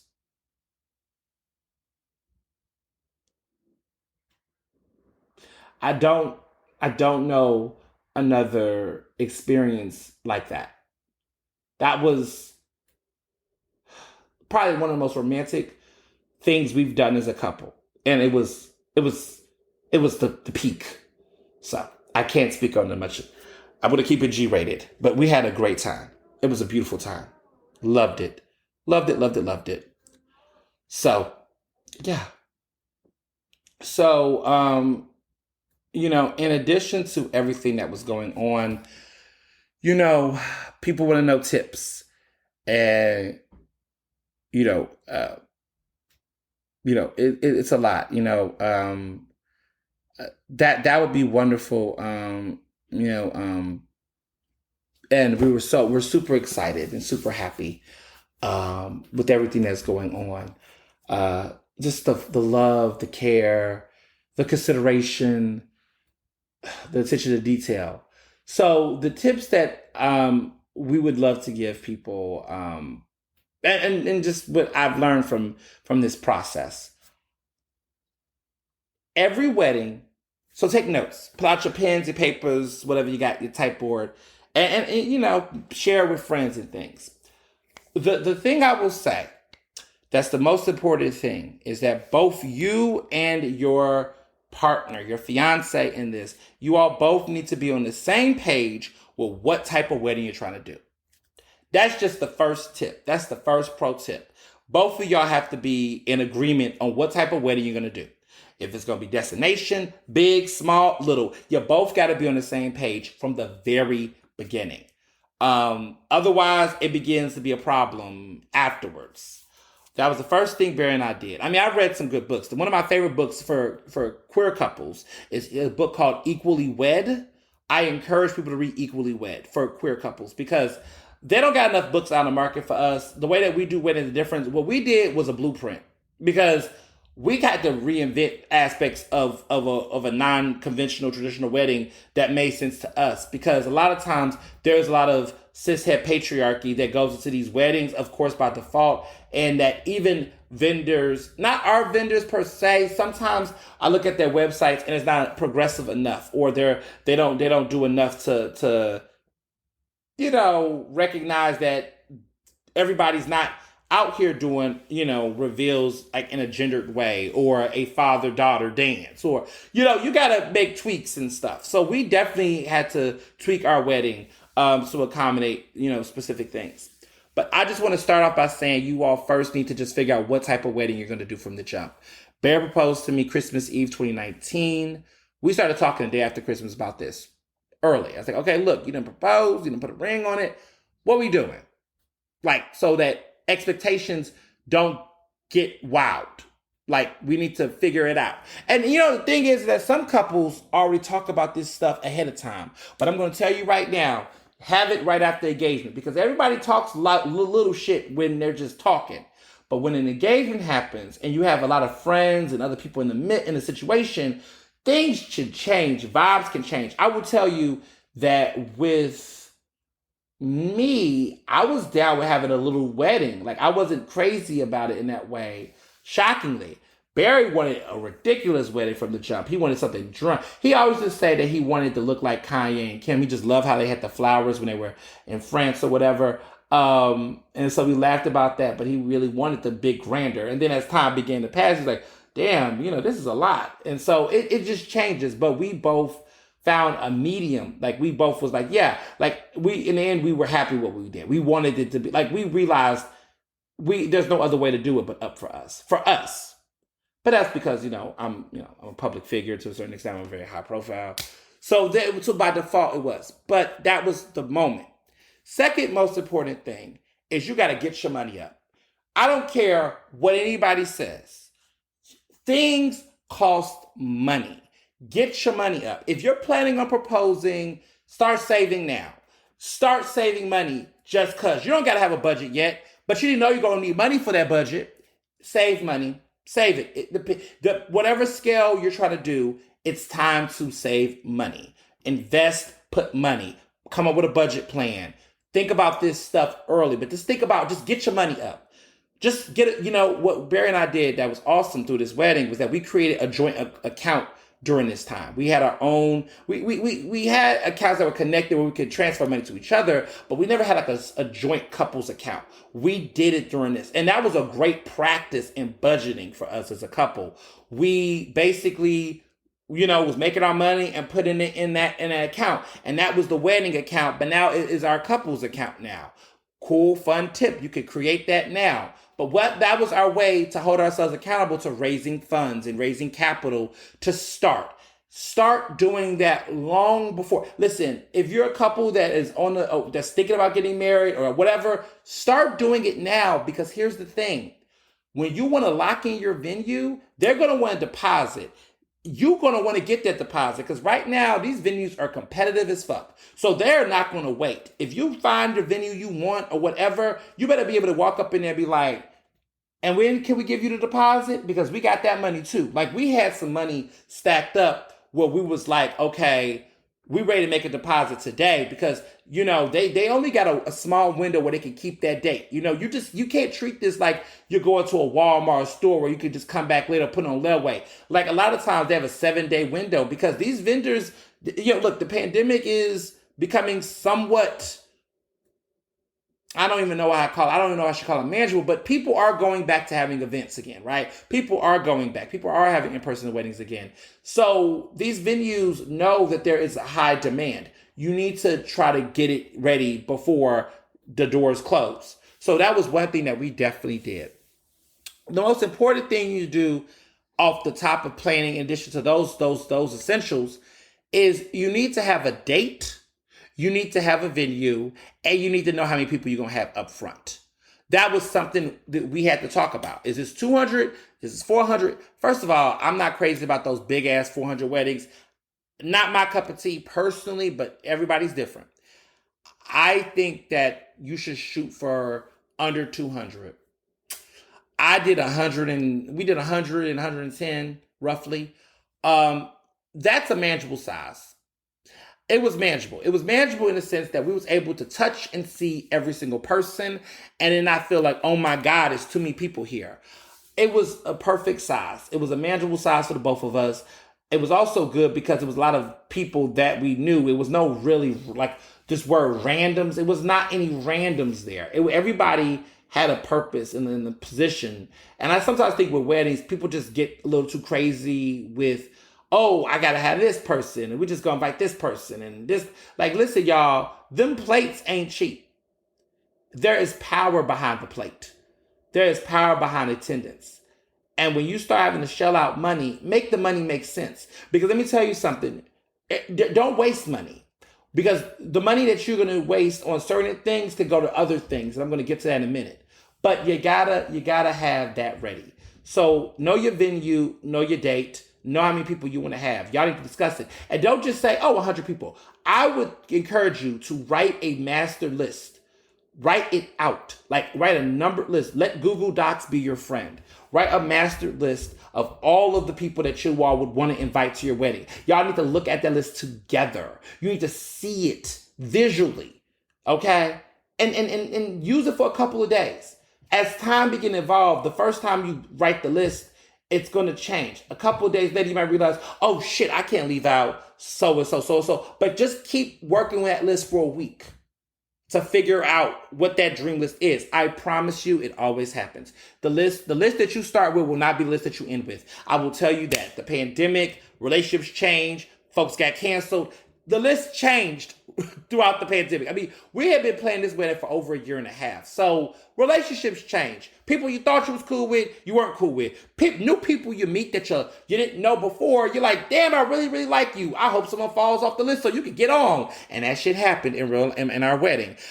Things change, but you just want to have a starter list with a set number, and then you can always move pieces together. Be intentional about the people that you're inviting to your wedding. Don't just invite somebody just cause. Oh, I only met them once. Or I think that this person should come because I want to make it. Like, don't use it as a flex. Your wedding is already a flex enough. You do not need to consider it. It is your special day. It's you and your boo. You all should think about inviting people that is going to make you feel good, that you love, that inspires you. Good vibes only. I mean, that's corny. Good folks only, though, for this wedding. Invite good people with good intentions, folks that you fuck with, folks that you like. And here's the thing. That initial list doesn't mean that you can't change it, but like have a waiting list. Say, look, these people, look, I like them too, but they don't make this main cut for my budget. Now, if somebody falls out or something happens, yeah, they're going to get moved up, but you got to have your solid core list first. Period. So that's very crucial. You got to do that at the very beginning, because let me tell you something. The reason why it's important to know your venue and to know your number of people and your date is because every single vendor and person you work with moving forward is going to ask you that question. And that's going to adjust for cost for everything else. Like, that's the solid. Where is it at? What's the date? How many people? Those three ingredients are essential. You cannot talk about food until you know a head count. You can't talk about decorations until we know the fucking venue, because they got to figure out what it's going to be. Now, with that in mind, let's talk about venues. Let's talk about quickly venues and notes. I think, in my opinion, this is my opinion. Some of this is mine. Take it or leave it, y'all. But I'm the one who got married recently, so I got a little bit of advice. I will say that you should work with venues that already have some level of wedding experience. Don't do, unless you are like rich, don't transform a space into your wedding venue. Use places that have already done weddings or had weddings. There's a lot of people doing that nowadays where they want to go up somewhere and turn it out into a wedding thing. I'm not against that. I'm just saying you just got to have a lot of money to do something like that. And sometimes that's not the best idea because of all the other things I'm going to tell you about details. Have places that already have established wedding settings. Unless you are Beyonce and you can just reinvent an entire space and spend money to turn a place into a wedding venue. But work with places that already have done it. Penn Museum was fun because it was an unconventional space, but they're a place that have done weddings. They do weddings there all the time, but they're not necessarily a, quote unquote wedding venue by default, but they can be. And so work with places that have already done weddings there and have a understanding of spacing and things. Don't try to just be like, oh, I like this place, we just gonna have our wedding there. It's like, well, have they ever done a wedding there? Have they ever done things like that? You just gotta make sure you don't set yourself up for failure. That being said, people ask, do you have a wedding planner or don't have a wedding planner? Personally, I am not crazy about wedding planners. We did not have a wedding planner for our situation. We planned it ourselves because we just felt like it was necessary to have our hand on pricing. Because what I will tell you about some wedding planners, and I'm not throwing shade at all of them, but with wedding planners, sometimes they have their own ulterior motives. They will point you in the direction of vendors, right? They're good at that. They'll tell you everything you know about vendors and help you get these people. But a lot of times, some of these vendors they're biased because of the fact that they may get commission off of that vendor. So that vendor might be good for them, but might be bad for you. And if you don't know any better, because most people don't understand how weddings are, we learned as we went, you could get ripped off and you could be spending way more for shit that you don't need. In the very early beginning of our wedding, we went a route where we were trying to take some advice from a certain particular planner. We didn't hire them fully, but we were doing some initial things. And I got in a situation where I almost paid $5,000 just for lights alone for my wedding. And then turned around and ended up getting a better deal by a vendor that was recommended for the museum, which was only $4,500. And that included the lights, the uplighting, this beautiful stencil that went out during the wedding on the wall that included the sound and the DJ for $4,500. Yes, you read that correctly. One place was trying to charge me $5,000 for lights by themselves. The vendor I went with, Philly Star Events, charged me lighting, sound production, DJ, and all of that for $4,500. So you got to work around because everybody's different. Okay, so I'm not crazy about wedding planners. I think people should just do the research if they can. Take your time. Also, too, there's no rush with weddings. You know, everybody feels like we got to do. I mean, unless you have other tax and other needs why you need to rush. Let me say this. Let me just put this pro tip up there. For those who need to get married immediately for tax purposes or health insurance, listen, it's your business. You can go ahead, get your marriage license, get an officiant, get whatever, get it done privately, internally, so y'all can be legally married to do what you got to do, and then do the ceremony on a different tip anyway. You don't have to wait to have a ceremony to get married if that's why you're doing it. You could do the legality and get the paperwork and do all of that, but then let the ceremony be a celebration of that, and you don't got to let your guests or your people know. Just putting it out there for people who might be interested in benefits or have other reasons. Don't let the ceremony drag the actual legalities of the benefits that you might need. Maybe you just legally get married, do what you need to do, and then have the ceremony. I hear a lot of people that do this thing where they're like, oh, we can't do it until we do the ceremony. It's like, well, no, you don't have to wait. You can do that legal thing and then turn around and you got to tell anybody. That's your business. That's your marriage. And then get the ceremony, do the ceremony, and then, that be the thing. I've known couples who have done that, and honestly, that don't let the ceremony hold you back from that. That's just a pro tip I'm putting out there because that's what I've heard people do. So just putting it out there. The other thing I would say though, in that same vein though, with ceremonies and stuff, is that when you're planning this stuff and you're getting all of your pieces together, you are designing at your own pace.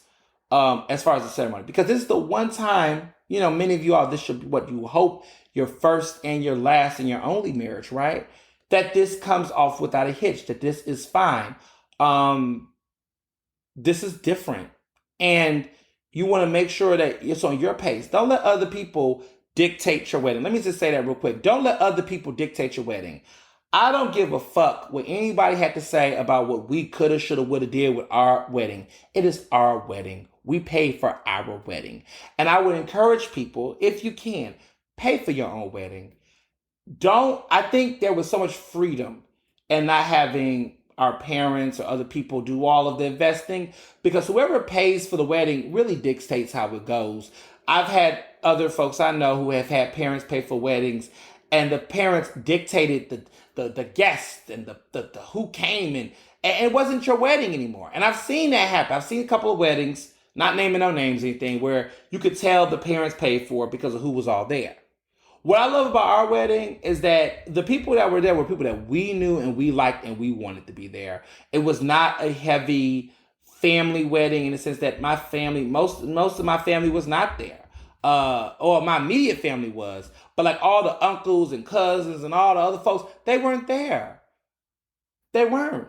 Because, love them, but if we're not talking on a regular basis, if we're not like in constant communication or there's no real connection, I would rather have my chosen elements of our chosen family there, which is very different. So I just want to be clear that when doing your wedding, don't let it be, if you're young especially, don't let it be basically like half of the wedding is like half of the attendees is a nursing home. Like, think about that logically. Don't feel the pressure, the obligation. It is your wedding. You make those decisions. But I will say that those who control the pocket money, the change of the purse strings of the wedding will dictate it. And I've seen so many family infighting behind that. But from the jump, Barry and I said, we are the only ones paying for our wedding, because I didn't want anyone, influencing it. And then let me be clear, it's not necessarily drama, but it's just sometimes they can't help themselves.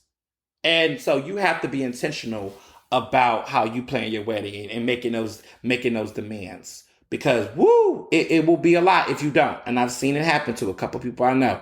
And trust me, it's do your own wedding how you want on your terms. Control that early. Let people know you're the one getting married. It is a privilege to come to your wedding, not an obligation. Okay? With our wedding, we was very big on whipping people to gear in the mindset of that this is something something to be excited about. Be enthusiastic about coming. If we made some changes to who came to our wedding for different reasons, based on their attitude, based on the vibe. My thing is that weddings, you should be excited to come. There should be this enthusiasm, like, oh my God, I really want to be there. I'm so happy I was here. Versus this attitude of you just feel entitled to be there because you're a family member, or by default you just want to be there.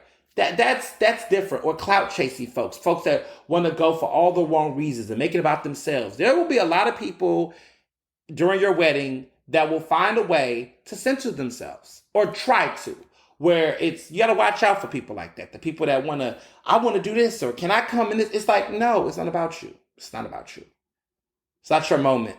It's not your reveal. It's not your thing. You got to be mindful of those patterns, because people will take advantage. People will try.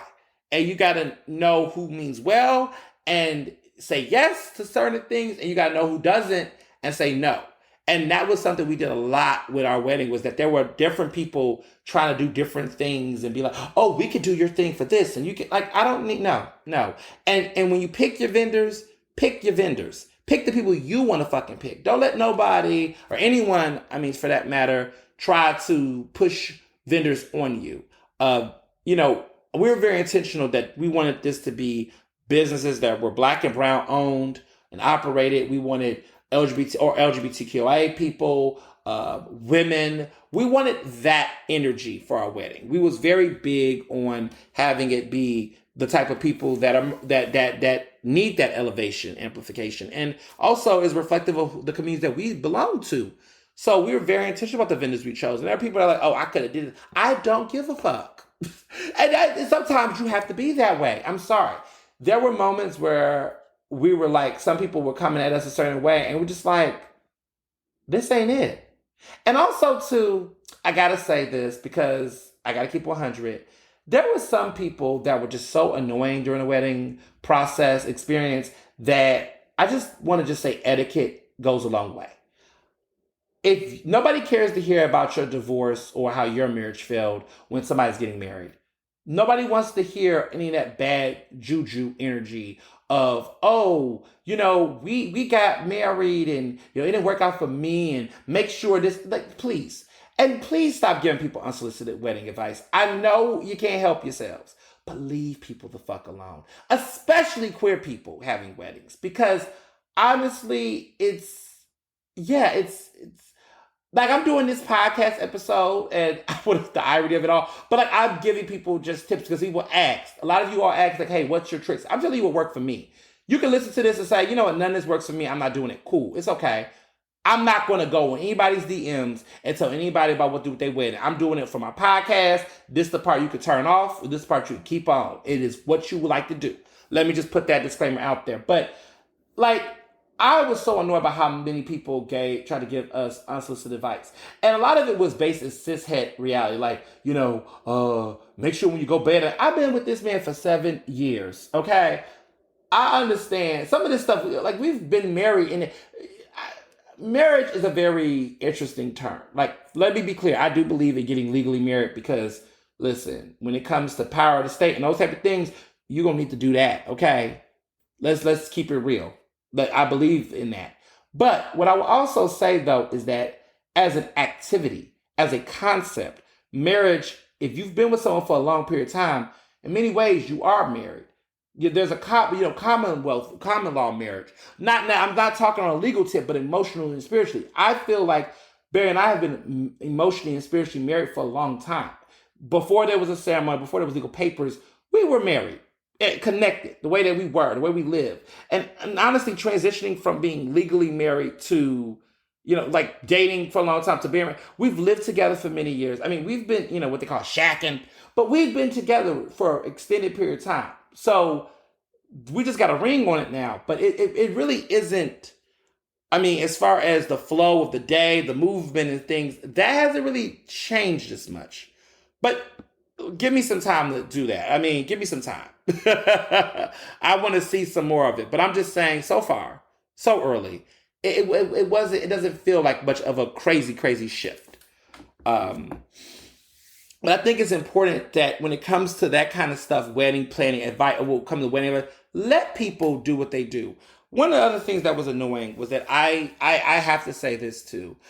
I can't tell you how privately annoyed I was with some people in particular that what I would call it guilt tripping because they weren't invited. So there were people who were not invited to my wedding because one, I don't know them like that. And we don't hang out like that. And I don't need to really give an explanation why, to be honest, but here we are. But there were people that would try to make these subtle jokes about not being invited and try to act like, oh, it's just jokes. It's like, nah, you really feel this type of way. You're a little bitter and it's a little annoying. And it's one thing if you make one joke or whatever, but to consistently be on someone's like social media thread, consistently like making these sly remarks and keep trying to frame them as jokes, it's like, stop it. Stop being a jerk. I won't ever call a person out in that kind of way on social because I just think it just is a little awkward. But it's like you would hope that people would get a fucking grip. Like it's like, come on, y'all, chill. And there's some people who was just doing that. And I'm just like, some stuff you just have to just let it but it's duly noted.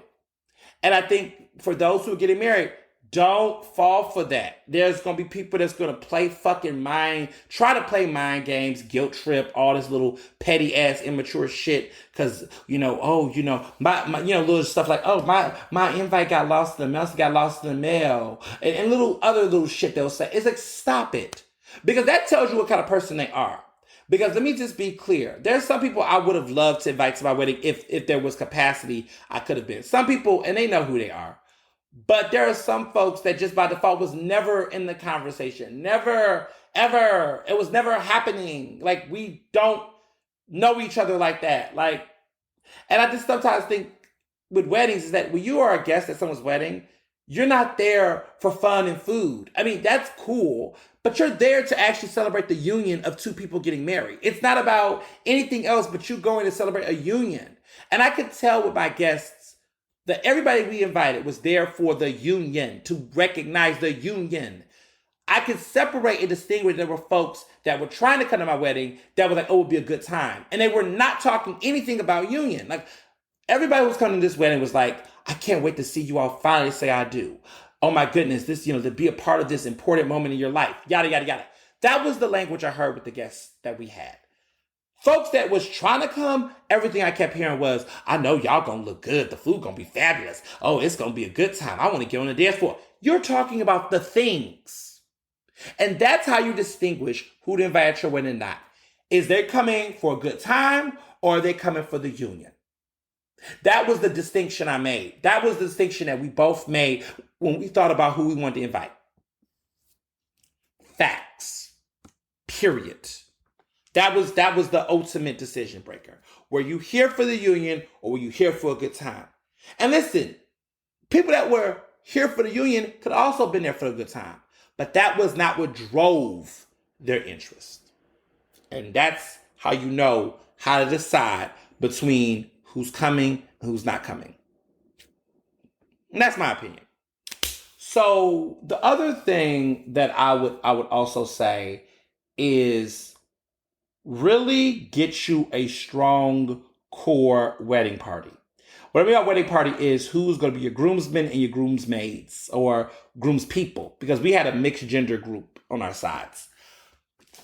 Really pick people that you like, you trust, and you love. Don't feel obligated to pick people based on, oh, this person is a family member.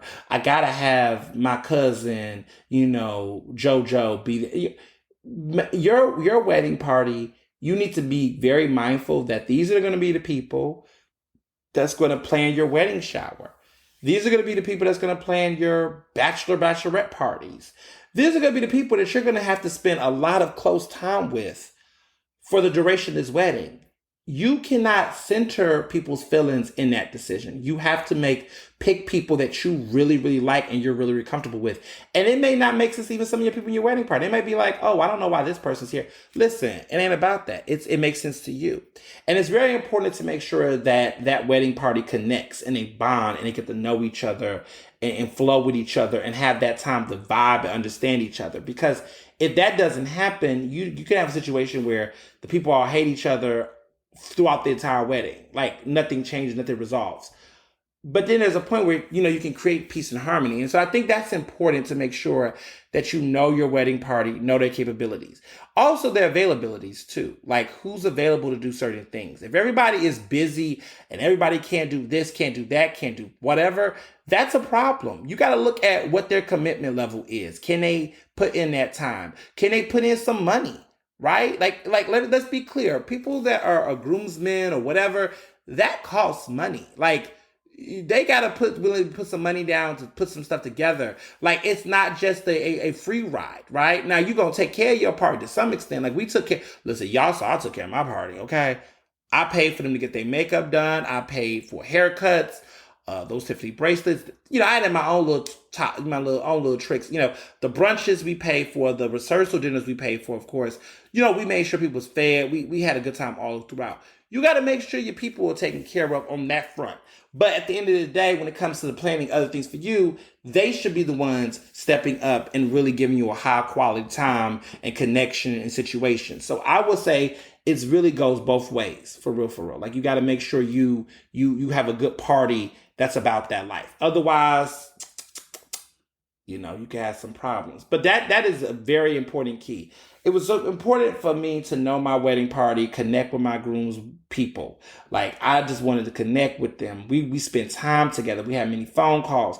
Like this is a family. This is a tribe. They're going to hold you down throughout this entire wedding process. And you want to make sure you have people that you really, really like. Because no one likes the person that is calling and telling another person about the entire wedding, all the plans and details, and having many nightmares.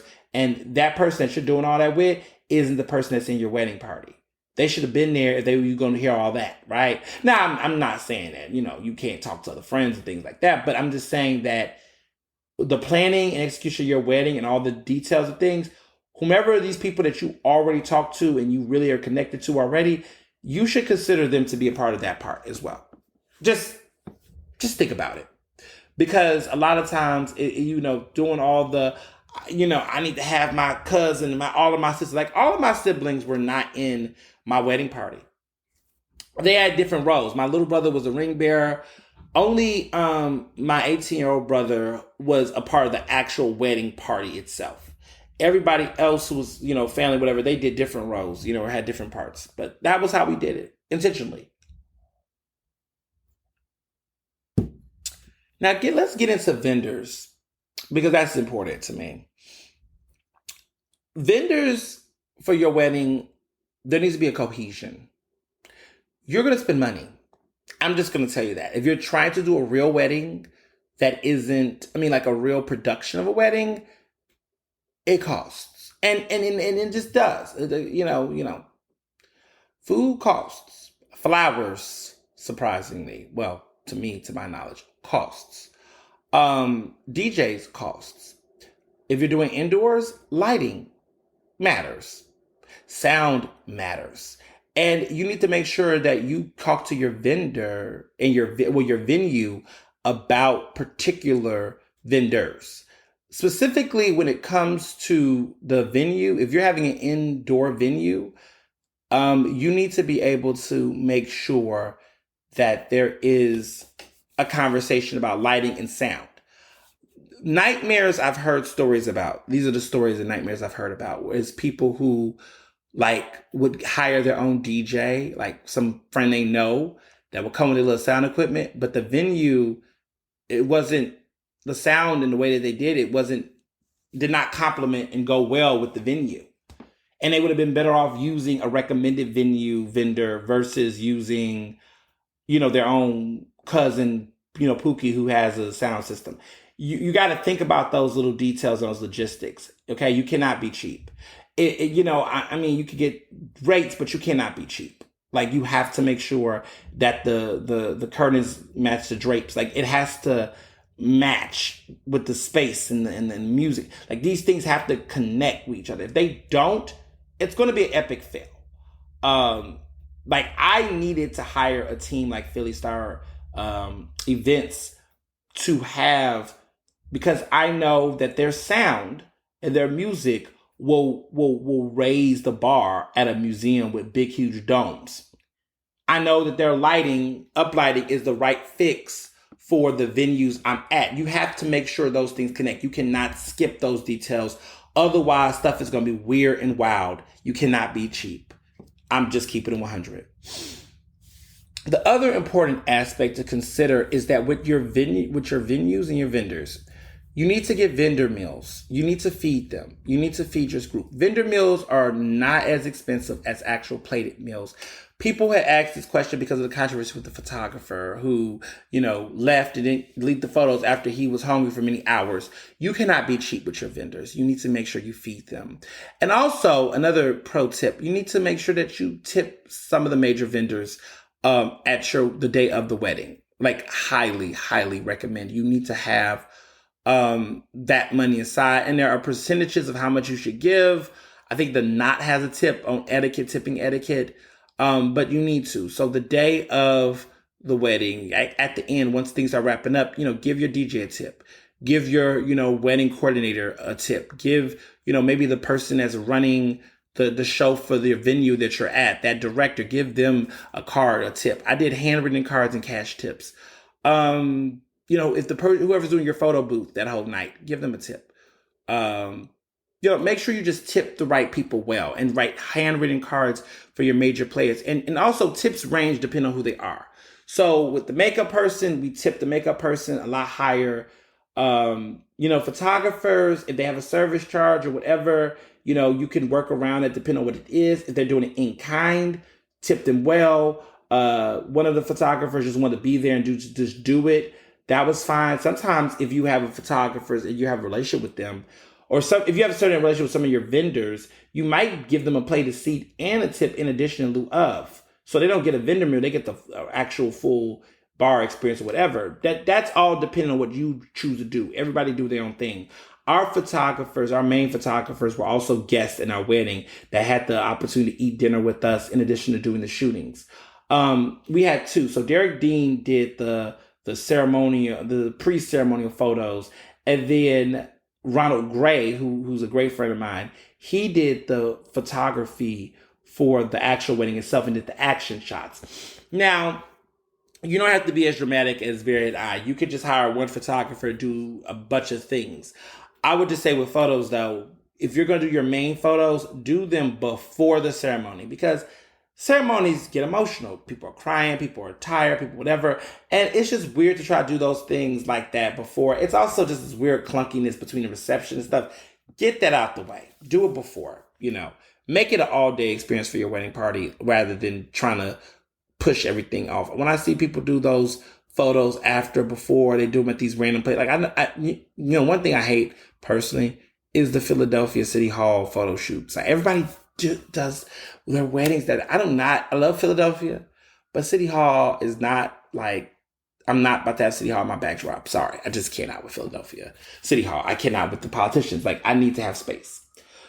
So that's one important aspect. But with vendors, you got to tip them well. You got to make sure they eat. You got to treat them well, and you got to know your vendors. And I say all this to say, The big important part. This is also crucial. Make sure, okay, by any means necessary, make sure you have a day of coordinator. You know, fuck wedding planners. That's just how I feel personally, unless you get a really, really good one. But plan your wedding, y'all. Please. Like, it's a good couples activity if you can. Just do it. But day of coordinators are the best. Hire one. Your wedding, you can have a wedding planner all day, but that day of coordinator, that person who is running the show from the back end with the vendors, they are the people. They are the people. They're less expensive than a wedding planner. Let's just talk about pricing. They're less expensive than a wedding planner. And quite frankly, they are crucial. So what Barry and I did was we planned our wedding. And let me explain what I mean by planning our wedding. We had picked our venues, we had picked our colors, we had picked our designs, we had paid for our catering, we had paid for our flowers, our photographers, our photo booths, our decorations. We paid for those things. We got those out the way. Once we did that, we had nothing but a bunch of vendors just there. Now, if we was without our wedding planner, right? If we didn't have a wedding coordinator, but let's say we didn't have a wedding planner. If we had, let's say we didn't have neither. The day of the wedding, we would have had to be the ones taking the calls left and right, or getting one of our friends to, make sure you chase down the flower person. Make sure we show up early to make sure this. We would have been ripping and running the entire day of the wedding to get all of these pieces together. That would have been a nightmare. The day of coordinator is the person that handles all of the vendor things. They have the conversation with the vendors. They make sure that people are getting their pay. They're making sure that everybody is together. They're making sure that the number of chairs you ask for is there. They're making sure that everybody starts on time. They're making sure that you don't forget something in your contract for your venue. There's all these little things they see that you don't see. And the day of the wedding is so crucial. Like, I mean, they got an extra stick of gum if you need it. They got Altoids for your breath, mouthwash, cologne, deodorant for somebody in your wedding party that may have forgotten to use it. You don't know what can happen. But they have a team that handles all of those logistical things. And that is the reason why the wedding flowed so smoothly. I'm a big advocate of it. I think that was the reason why we didn't have any hiccups. I mean, we knew who was at the wedding. Like, before the ceremony started, we found out that we had this one person that wasn't able to come, which was great. It was just good to know all the little details before. They're just the best. And we used Two Little Birds Planning with Jacqueline Fisher, who's an incredible day of coordinator, incredible wedding planner. She does all of the things. And honestly, I mean, if you're in Philly, if you can hire a wedding planner, let her be a wedding planner. Because I know her shit is legit. She does wedding planning too. But like, everybody can't do everything. But we didn't need her for wedding planning because we did it ourselves. We just needed her for the day of coordinating. But if you need a wedding planner too, she also good for that. But if you also just want to be a day of coordinator, you can also have that. She was phenomenal. She was on it. She was just hitting every single mark. And just new details and things that we didn't know, like at the last minute about insurance. We forgot to get insurance for the venue. It was only like $125. But like, all those little details, making sure everybody knows their P's and Q's. So I can't thank her enough, but that's important. Details like that matter. Details matter. I can't emphasize that. That has been a theme of executing this wedding, is that details matter. People care about the little things. And with venues and vendors, I would just say that here are the top things that you're going to need if you're trying to put on some type of production of sorts. You got to have a DJ. You got to know who your catering situation, for sure. You got to know what the bar situation is going to look like. You got to make sure you have a set venue. You got to consider if you're having indoors sound and lighting production.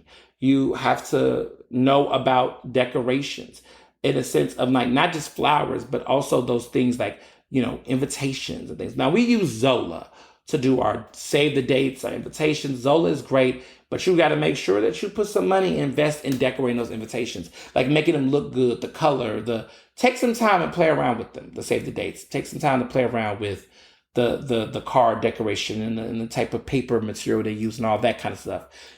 Play around with Zola, but you can get some really good quality stuff from Zola. But yeah, details matter, y'all. Um, Invest, be serious, know what you want to do. Um, you're gonna get rings. Make sure you get rings. Make sure you think about that for both of you all. Plan the honeymoon in advance. Don't wait till last minute because you just never know what discounts you can get, what benefits you can get. I'm all for that. I tell people plan that stuff in advance. Get your hotel room block situation. If you have guests, there's special rates for your hotel room block. Get that together. Start getting that stuff early as much as you can. Think of these things up front because that's the road, right? Wedding blocks. Go on Zola. You can make a wedding website for free if you have I think you can make it if you do your thing. You can make a wedding website and have a registry. Know your registry. Know your people. Let me just say that shout out to my guests. I'm so happy that we had some guests in there that got their stuff. Everybody's giving gifts. Everybody's giving money to the honeymoon fund. People have given multiple gifts. Okay, like great people like my good Judy, Kelly Mirbot. All these thoughtful gifts that matter. Everyone was just giving thoughtful gifts, and also to money because money does matter. Sometimes you can only have so many housing. Utilities and things like that, and gifts and appliances, which we do. We got a lot of boxes that we've had over the past year that we have not opened because we was waiting for this moment. So we're looking forward to finally opening the air fryer, finally opening, the mini fridge. Barton and Barry's going to enjoy that. Okay. All of the other great things, some of these Tiffany, flutes and cocktail glasses. We're looking forward to opening all this great stuff. And it's just been a wonderful experience altogether. So yeah, I think that is everything. That's everything wedding. I'm looking forward to some press. There's some media coverage around the wedding that's going to be coming out, very soon. So I'm looking forward to some of the buzz. The hashtag is out there. There's photos and things, all these great sneak peeks and everything. But thank you all for just, showing love this entire journey. I can't thank my wedding party enough. I can't thank all of my friends and family and fans who've been on this roller coaster with me throughout this process, all of the wedding previews, every episode and things. Like, it was a whole segment, and I'm so happy and so grateful to be a husband. And we're keeping our names. I am still Ernest Owens, not Ernest Owens /Johnson or any of that, which there's nothing wrong with that. But I'm so happy that, I'm able to have that moment and celebrate with these incredible people. And we really did it.